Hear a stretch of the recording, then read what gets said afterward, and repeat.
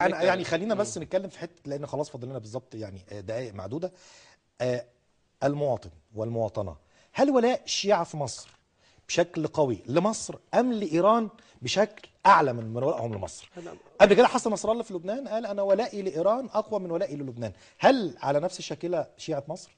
والله هو الموضوع ابسط من كده بكتير، بس هي المشكله ان سبحان الله يعني في فئه غبيه بجد وعايزه زي السوس بينخر والله العظيم في الشعب المصري، اسمهم الوهابيه بجد.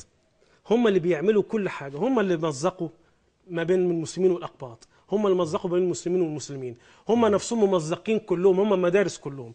ده اولا. ثانيا حضرتك انا عرفت نفسي ان انا قلت حضرتك ان انا كنت سلفي وتشيعت، انا ما كنتش شيعي. انا والدي حاصل على ماجستير في اصول الفقه السني، الاستاذ اللي بيقول اللي اتبرأ احصائيات. منك.